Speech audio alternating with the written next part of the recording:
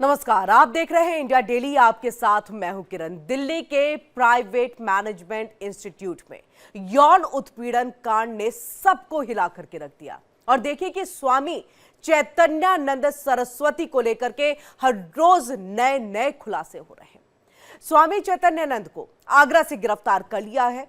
चैतन्यानंद पर छात्राओं से छेड़छाड़ करने का आरोप है और इसी को लेकर के लगातार पुलिस जो है धरपकड़ की कोशिश कर रही थी। और ऐसे में पुलिस ने आगरा पहुंच करके चैतन्यानंद को गिरफ्तार कर लिया है।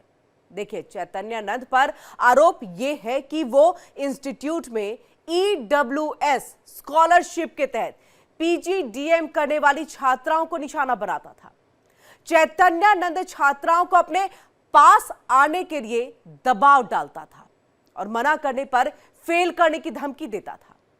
छात्राओं को अश्लील मैसेज भेजने और विदेश ले जाने का एक लालच भी दिया करता था। यह भी आरोप चैतन्यानंद पर लगा है। अब ऐसे में देखिए कि दिल्ली पुलिस ने चैतन्यानंद को आगरा के ताजगंज इलाके के एक होटल से बीती रात तकरीबन 3:30 पर गिरफ्तार किया। 17 छात्राओं का यौन उत्पीड़न करने का आरोपी चैतन्यानंद पिछले काफी समय से फरार चल रहा था। दिल्ली पुलिस ने उसकी गिरफ्तारी के लिए जो है कई टीमों का गठन कर दिया था, जो दिल्ली के साथ साथ देखिए हरियाणा, यूपी के शहरों में भी लगातार छापेमारी कर रही थी। और ऐसे में बाबा को आखिरकार आगरा से गिरफ्तार कर लिया गया है।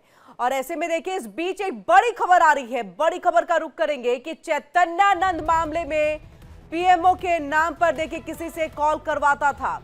पीएमओ के नाम पर चैतन्यानंद जो है वो किसी से कॉल करवाता था। इस मामले से जुड़ी इस वक्त की ये बड़ी खबर है। यानी हर बार वो दिखाता था कि उसकी पहुंच कितनी ऊंची है। चैतन्यानंद सरस्वती 3 फोन, iPad बरामद। ये बड़ी खबर आ रही है। यानी जांच में देखिए अभी क्या क्या चीज की बरामदगी हुई है, ये जानकारी सामने आई। और 2 महीने में चैतन्यानंद ने 13 होटल बदले। वृंदावन, मथुरा, आगरा समेत कई होटल में रुका था चैतन्यानंद। ये बड़े खुलासे अब धीरे धीरे करके जो है वो सामने आ रहे हैं। किस किस चीज की बरामदगी हुई है वो भी हम आपको जानकारी दे रहे हैं।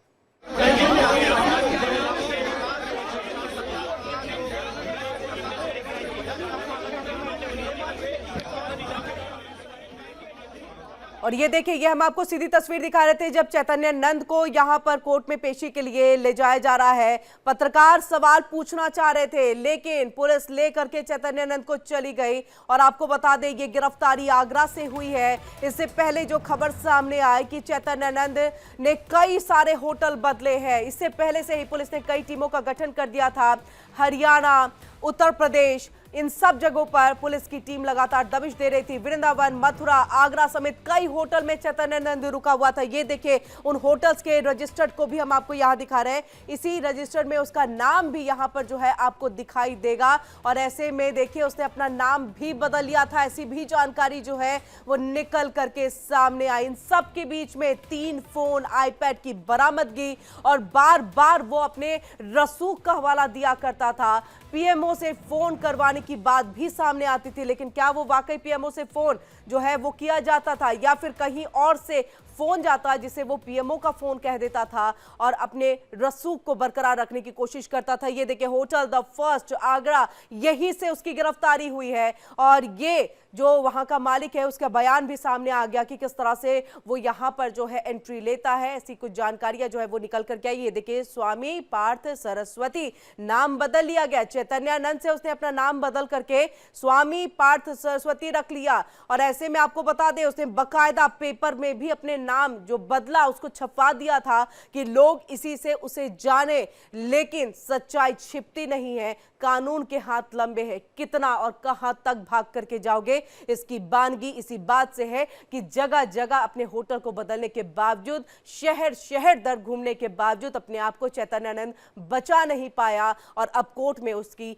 पेशी हो रही है। देखना है कि कितने दिन की रिमांड पर जो है कोर्ट जो है वो देता है और पुलिस तमाम अपने सवालों के जवाब। और आपको बता दें, तकरीबन 30 ऐसी छात्राएं जिन्होंने ये बात कही कि यौन शोषण हुआ है, गलत हरकतें करता था, अश्लील हरकतें करता था, उसमें 17 ने जो है मजिस्ट्रेट के सामने अपनी बातों को रख दिया, यानी वहां पर अपने बयान को दर्ज करा दिया है। अब ऐसे में 17 उसी बयान के आधार पर चैतन्यानंद की ये गिरफ्तारी हुई है। लगातार दबिश के लिए अलग अलग टीमों का गठन कर दिया गया था और उसकी गिरफ्तारी आगरा से। और ये देखिए चैतन्यानंद का पर्दाफाश कैसे हुआ वो आपको हम बताते हैं। दिल्ली पुलिस ने आगरा से गिरफ्तार किया। जो अभी की जानकारी है, अपडेट है, 17 लड़कियों से छेड़छाड़ का आरोप चैतन्यानंद के ऊपर में मजिस्ट्रेट के सामने इन्हीं 17 लड़कियों ने, छात्राओं ने जो है पोल खोल दी। 32 छात्राओं ने चैतन्यानंद के खिलाफ शिकायत दर्ज कराई थी।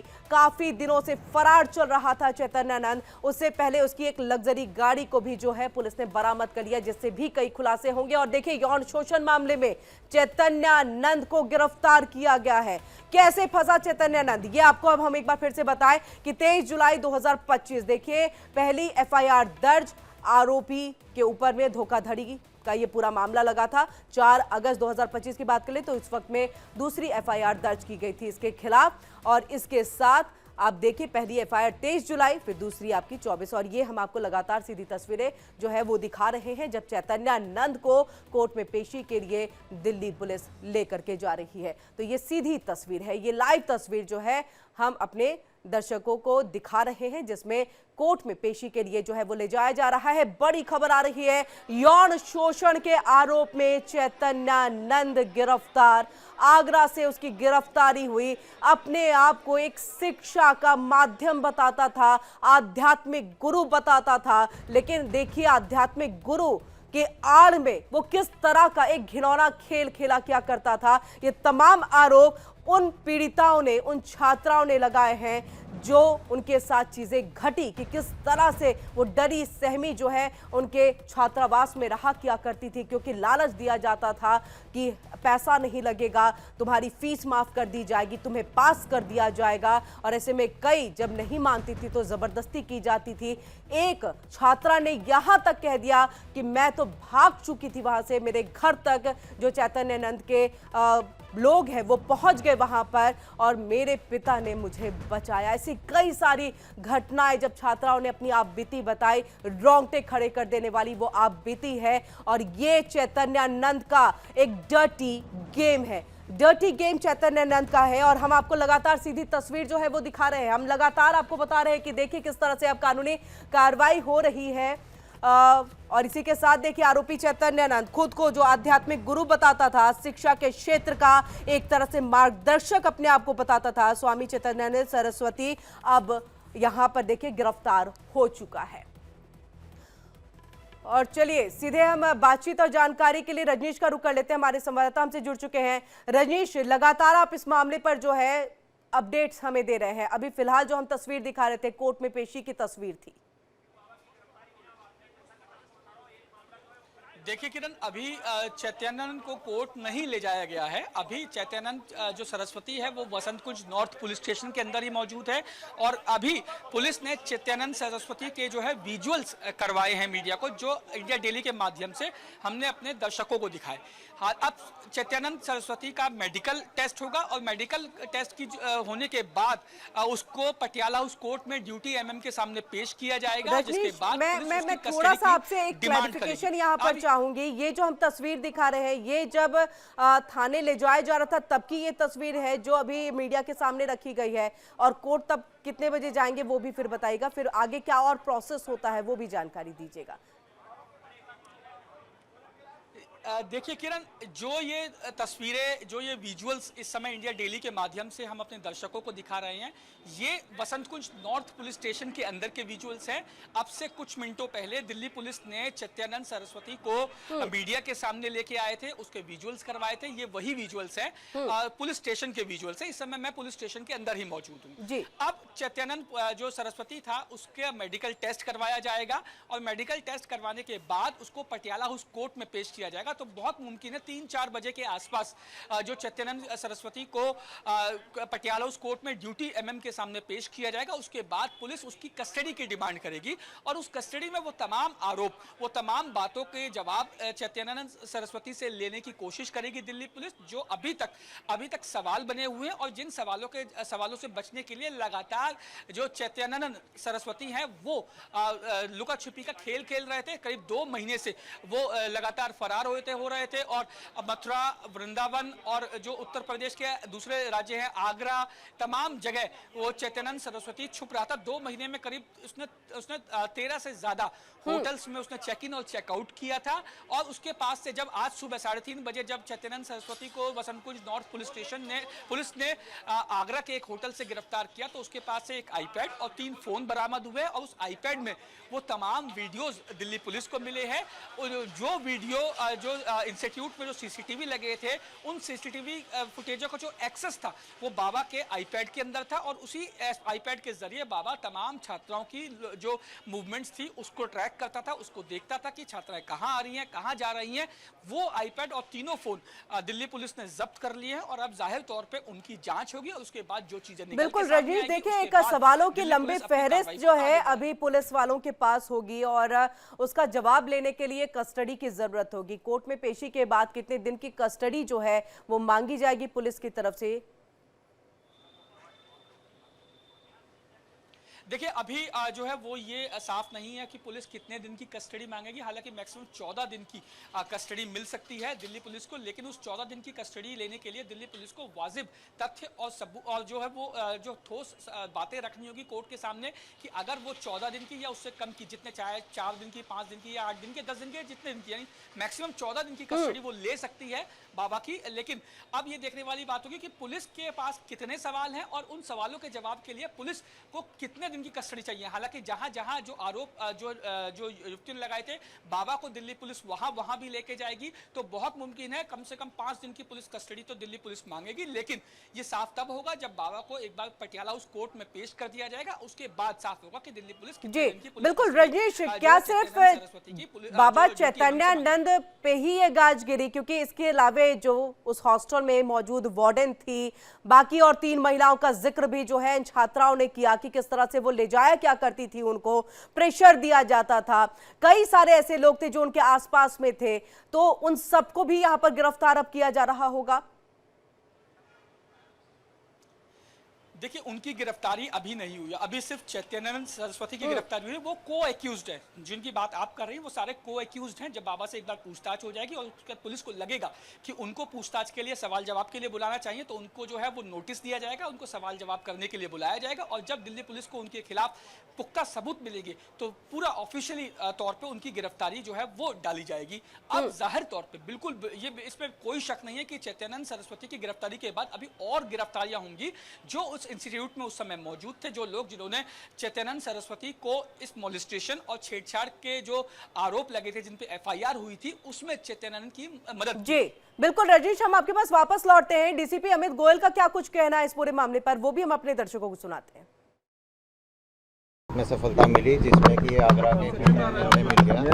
इसको वहाँ पे आइडेंटिफाई किया गया तो पता लगा ये वही है, तो इसको वहाँ से अप्रीहेंड किया गया और अभी लाया गया है और अभी इसकी आगे केस में गिरफ्तारी डाल के इसकी पूछताछ की जाएगी। 3 फ़ोन मिले हैं, एक आईपैड मिला है, उन सब की अभी जांच की जाएगी और कुछ विजिटिंग कार्ड मिले हैं जो कि ये फेक विजिटिंग कार्ड इसने बना रखे थे यूएन और ब्रिक्स के, अपने आप को भारत सरकार के अधिकारी दिखाते।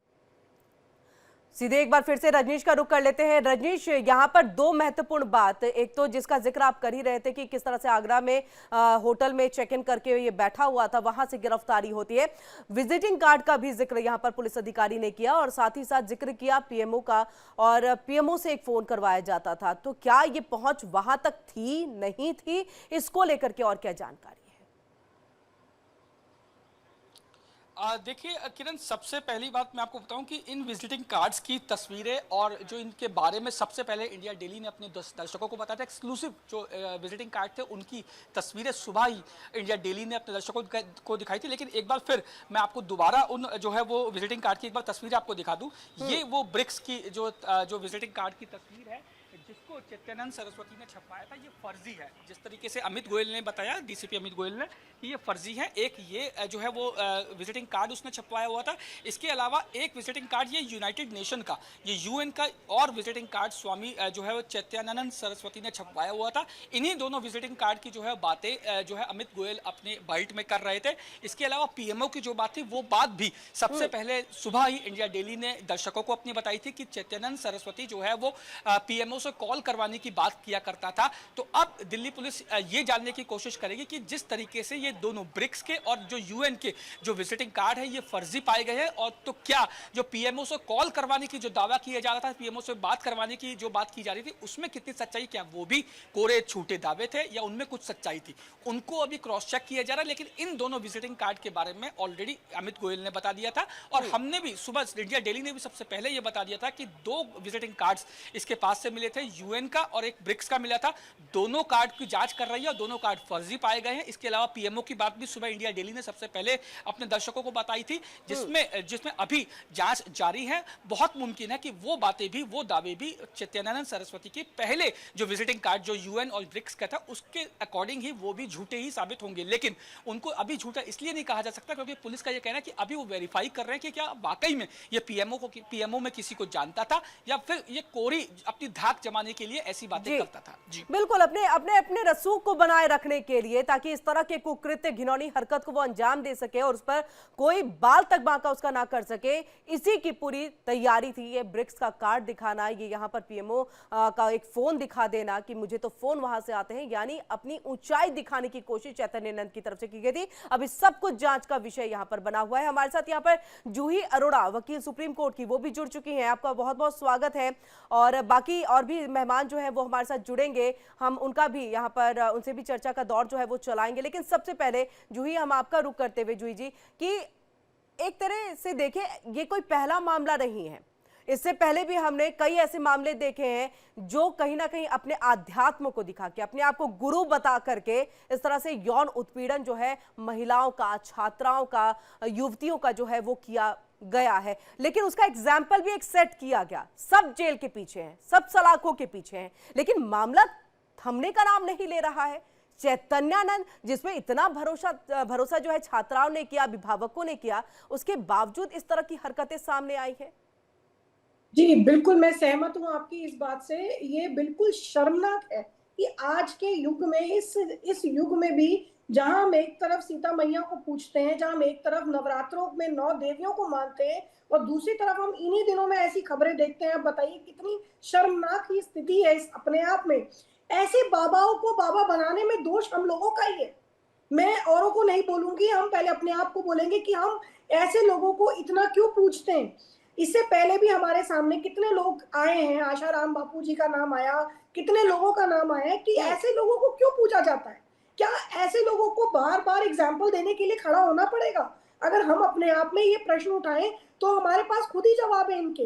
तो दूसरा, ऐसे लोगों को जब पावर मिलती है, सत्ता मिलती है, या इन लोगों को लगता है कि मेरे को एक किसी तरह का वेटेज मिलती है, तो ये उस चीज का गलत फायदा उठाते हैं। आप देखिए कि जिस तरीके से इनके ऊपर इस तरह के धाराएं लगी गई हैं, रेप की कंप्लेंट, सेक्सुअल असॉल्ट की कंप्लेंट, अब्यूज की कंप्लेंट, और इसके अलावा फॉर्जरी की कंप्लेंट, इतनी सारे इन पे धाराएं लगी गई हैं। तो और ये अपने आप को मुंह छुपा रहे हैं। तो मैं कह रही हूँ, सामने आके बोले।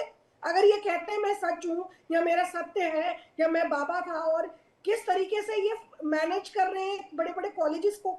आप देखिए, जो योगी है या जो संत है या जो इस तरीके से अपनी जिंदगी व्यतीत करते हैं भगवा पहन के, जो ये उस चीज का अपमान कर रहे हैं, मुझे तो लगता है ये अपने आप में एक बहुत बड़ा क्राइम है। आप भगवा पहन के क्या दिखाना चाह रहे हैं उन लोगों को? आप सिर्फ लड़कियों के साथ शोषण नहीं कर रहे, आप पूरे समाज के साथ शोषण कर रहे हैं। आप पूरे समाज को ये दिखा रहे हैं कि ऐसे लोगों को एक वेटेज मिल जाती है, ऐसे लोगों के पास एक हिम्मत होती है कि वो कुछ भी क्राइम को कमिट कर सकते हैं, क्योंकि लोग बेवकूफ हैं, लोग मानेंगे। आपने भगवा का वस्त्र धारण कर लिया तो आपको लग रहा है आप पे पूरी दुनिया फिदा हो जाएगी, और ऐसा होता है। जनरली लोग विश्वास करते हैं। ऐसे बिल्कुल, अगर हम आसाराम बापू को देख ले, राम रहीम को देख ले, तो ये सब तो भगले ही भगवा रंग नहीं पहनते थे, लेकिन कहीं ना कहीं धर्म की आड़ में एक कोई अपने आप को कृष्ण बना करके जो है वो बैठ जाए कि मैं तो कृष्ण हूं, मेरे सामने सारी गोपियां हैं, इस तरह के शब्दों का इस्तेमाल करके कहीं ना कहीं भावनाओं के साथ एक खिलवाड़ जो है वो किया गया। लेकिन चैतन्यानंद तो उसे 2 कदम और आगे बढ़ जाते हैं जूही जी, और देखिए कि पैसे का लालच देते हैं, फेल कराने की धमकी देते हैं। ये इसके लिए फिर क्या होना चाहिए? क्या कोर्ट में इसमें अलग तौर पर जो है एक तरह की जिरह जो है वो चलेगी कि हमने तो ईडब्ल्यूएस के तहत जो बच्चियां आती थी, हमने तो फ्री में एजुकेशन देने की कोशिश की, पढ़ाने की कोशिश की? देखिए, ये तो ऑब्वियस है कि जो भी उन्होंने किया है और जो जो एलिगेशन है, जिस तरह की कंप्लेंट उनके ऊपर लगी है, उससे रिलेटेड उनके ऊपर धाराएं एफआईआर होगी। आप अभी देखिए कि अभी तो वो पकड़े गए, अभी तो सिर्फ उन पे यौन शोषण का या सेक्सुअल अब्यूज का आरोप है, फॉर्जरी का आरोप है, अभी तो और आरोप निकलेंगे। जब उनके साथ उनसे रिलेटेड एविडेंसेस सामने आएंगे, को अक्यूज को पकड़ा जाएगा, तब रियल स्टोरी और सामने आएगी, चौंकाने वाले सच सामने हमारे आएंगे, क्योंकि पुलिस लग चुकी है इस काम में। हम देख रहे हैं जिस तरीके से पुलिस ने उनको पकड़ा है और ये छुपे बैठे थे, तो अपने आप अभी सारी चीजें सामने आएंगी, और जैसे जैसे हमारे सामने अपराध आएंगे उसी हिसाब से उस पर एफआईआर होगी ही होगी। एफआईआर में सेक्शंस बढ़ेंगे ही बढ़ेंगे, क्योंकि देखिए, आप कानून सबके लिए एक है, कानून बहुत क्लियर है इस चीज में कि आप चाहे बाबा हो, और ये टाइम एंड अगेन ये चीज प्रूव हुई है। ऐसा नहीं है कि ये पहला मुद्दा सामने आ रहा है। तभी मैं आपके चैनल के माध्यम से उन लोगों से पूछना चाहती हूँ कि उन लोगों को, कि ये ऐसे लोगों को आप ऐसे पद पे क्यों बिठाते हैं? सिर्फ इसलिए क्योंकि उन्होंने एक धर्म का वो लिया, आड़ लिया, उस चक्कर में आप इन्हें किसी भी तरीके से आप उनको वेटेज दें। आज की डेट में हम सबको अपनी आंखें खोलने की जरूरत है। आप धर्म को मानो, आप लोगों को मानो जो धर्म का पाठ देते हैं, लेकिन आप अंधविश्वास में ना रहें।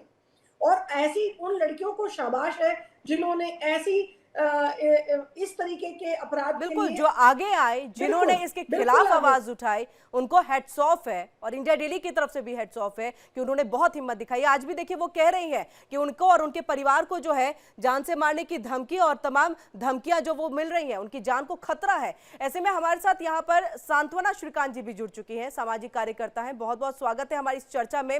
सांत्वना जी, बहुत ही एक ऐसी घटना जो हम सबको झकझोर देती है, हिला देती है, लेकिन समझ नहीं आता कि इतना एजुकेटेड होने के बाद भी, इतनी चीजों को समझने के बाद भी, इतने केसेस सामने आने के बाद भी, हर किसी का सलाखों के पीछे जाने के बाद भी हमें बार बार ऐसे ही लोग क्यों दिखाई देते हैं जो बच्चियों का यौन शोषण करते हैं, जो बच्चियों के साथ घिनौनी हरकत करते हैं, कभी पैसे का लालच देके तो कभी धन की आड़ में। किरण जी, देखिए, ये हमारे समाज की एक दुर्दशा ही है कि धर्म के नाम पर, सनातन के नाम पर कितना ढोंग फैलाया जा सकता है। हमारा धर्म इतना अच्छा है, इतना साइंटिफिक है, लेकिन उसकी आड़ में कि हम सनातनी हैं, हम धार्मिक हैं, महिलाओं का शोषण किया जा रहा है, समाज में बहुत सारे वैमनस्य फैलाए जा रहे हैं, तो ये बहुत ही गलत है और इसके जिम्मेदार हम सब हैं। इसकी जिम्मेदार सोसाइटी है, क्योंकि धर्म का जब अच्छे से अध्ययन नहीं किया जाता, धर्म को जब अच्छे से फॉलो नहीं किया जाता, तो ये घटनाएं होती हैं। अंधविश्वासियों को आंख मूंद कर मानना, अंधविश्वासी बाबाओं को हाथ जोड़कर फॉलो करना बिल्कुल गलत है। एक जो ये साइंटिफिक बातें हैं कि अगर कोई बाबा ये कह रहा है कि ऐसा करो, तो उसके पीछे उसका मोटिव क्या है, ये देखने की जरूरत है। आप बताइए कि दिल्ली में रहकर वो आदमी ऐसे कारनामों को अंजाम दे रहा था, तो ये कितनी मतलब भयानक बात है। दूसरी बात ये कहूंगी कि देखिए, कानून अपना काम कर रहा है, कानून से कोई शिकायत नहीं, लेकिन जो लड़कियों ने हिम्मत दिखाई, उनको कितना सपोर्ट मिलता है, समाज की तरफ से उनको कितना सपोर्ट मिलता है। एक तो हमारे समाज की गलत आदत ये है कि जब इस तरीके का कोई मामला आता है तो वो ये सोच के आंखें मूंद लेते हैं कि चलो हमारे घर में ये चीज नहीं हुई है, बिल्कुल बिल्कुल। दूसरे के साथ ये हुआ है। तो हर समाज के हर नागरिक को इसकी जिम्मेदारी लेने की बहुत आवश्यकता है कि अगर कोई ऐसी घटना हो रही है तो कानूनी तौर पर उसकी रिपोर्ट करे, या उसके पीछे उसका मोटिव क्या है, तो कम से कम अपने परिवार वालों को, अपने आसपास वाले लोगों को समझाएं। तीसरी बात ये कहूंगी कि आजकल ये जो धंधा चल रहा है सनातन के नाम पे, हर कोई अपने ये चोला ओढ़ के कि मैं सनातनी हूँ और लोगों को बेवकूफ बना रहा है, ये बहुत गलत बात है। सनातनी है तो धर्म की जो अच्छी बातें हैं वो फैलाइए, किसी का उपयोग मत करिए। लेकिन सांत्वना जी, उसका क्या जो गरीबी का मजाक उड़ा रहे हैं। देखिए, कोई गरीब तो ऐसे पैदा नहीं होता कि वो इसमें पैदा हो रहा है, वो तो आर्थिक स्थिति ऐसी होती है कि उनके पास पैसे नहीं होते। उसका मजाक उड़ा रहे हैं, उसका फायदा आप उठा रहे हैं, और यहाँ पर तब आप इस तरह से जो है घिनौनी हरकत कर रहे हैं। यानी पैसे का लालच आप दे रहे हैं, पढ़ाई के नाम पे, शिक्षा के नाम पे। आप तो 2 कदम और आगे निकल गए इसमें। ये बहुत घिनौना है। ऐसे लोग क्या करते हैं, इनसिक्योरिटीज ढूंढते हैं, जो भी समाज में इनसिक्योरिटीज है वो ढूंढकर फिर उसके लिए कुछ लालच देकर अपने अपने मकसद को कामयाब करते हैं। गरीबी हो गई, जैसे बच्चियों को पढ़ाया नहीं जा रहा है कहीं पर, तो उनकी आकांक्षा होती है कि मुझे आगे बढ़ना है, पढ़ाई करना है या किसी भी क्षेत्र में आगे बढ़ना है, तो उसका उपयोग किया जाता है। बिल्कुल, इसी का फायदा उठाते हैं। जी, हमारे साथ यहाँ पर आचार्य अरुण कृष्णा जी भी जुड़ चुके हैं, हिंदू धर्माचार्य हैं। आपका भी स्वागत है। आचार्य अरुण कृष्णा जी, इस तरह से देखिए, भगवा कपड़े आप पहन लेते हैं, कंठ में माला डाल लेते हैं, तिलक लगाते हैं, ये अपने आप में वो है जिसको हम सम्मान देते हैं, हम पैर छूते हैं गुरुओं का। लेकिन यहाँ पर तो एक ऐसी स्थिति और एक ऐसी तस्वीर है कि अब सनातन को लेकर के, भगवा रंग को लेकर के सवाल खड़े करते हैं इस तरह के जब बाबा आते हैं। सनातन धर्म में अंधविश्वास, पाखंड की कोई जगह नहीं है जी। और कोई भी व्यक्ति, मनुस्मृति कहती है कि जो बाबा, जो धर्मार्थ है, दो धर्माचार्य, विशेषता जो ब्राह्मण खुद को धर्माचार्य कहते हैं, यदि वे कोई पाप कर्म करते हैं तो उनका दंड एक साधारण व्यक्ति से 10 गुना बढ़ जाता है। भगवान कृष्ण स्वयं भगवत गीता में कहते हैं, ना कर्तव्यम ना कर्माणि लोकस्य सृजते प्रभु, ना कर्म फल संयोगम स्वभाव वस्तु प्रवर्तते। भगवान कृष्ण कहते हैं कि दुनिया में कोई आपके लिए कुछ नहीं कर सकता। आप जिन 3 गुणों से, सतगुण, रजगुण, तमोगुण, इनसे प्रभावित होके, इनसे आकर्षित होके जो कार्य आप करोगे वही बनोगे। पाखंड कि हमारे धर्म में कोई आवश्यकता नहीं है। आपको एक बात और बता दूं, बड़ा सरल होता है। जैसे किसी बाबा का नाम आता है, बहुत सारे तथाकथित सामाजिक कार्यकर्ता टीवी पे आके उलझुल बातें करते हैं और अशब्दों का प्रयोग करते हैं, जैसे हमारी एक देवी जी ने किया। अभी 4 दिन पहले मात्र 40 बच्चियां, एक कथमुल्ला मौलाना अपने बाथरूम में बंद करके 40 बच्चियां रखी हुई थी उसने, और हर मस्जिद के अंदर नहीं, हर मस्जिद के अंदर आचार्य अरुण कृष्णा जी, उन्होंने उन्होंने सनातन का, नहीं, अरुण कृष्णा जी, मैं थोड़ा सा हमारे धर्म में पाखंड, अंधविश्वास कोई जगह नहीं है। यदि ये बाबा चैतन्य आनंद जी, इनके ऊपर कोई भी एक केस निकलता है, विशेषता हमारी बच्चियों के खिलाफ, तो इनको केवल कारावास नहीं होनी चाहिए, इस व्यक्ति को मृत्युदंड मिलना चाहिए, क्योंकि ये कोई साधारण व्यक्ति नहीं है। इन्होंने भगवा धारण करके पाखंड अपराध किया है। इनके खिलाफ केवल एक इनका अपराध बनता है। बिल्कुल, आचार्य अरुण कृष्णा जी, यही बात जो है सांत्वना जी भी कह रही थी कि इस जैसे बाबा, यानी चैतन्यानंद का उन्होंने, आसाराम बापू का उन्होंने, इनका जिक्र किया था, सारे बाबाओं को नहीं लिया उन्होंने।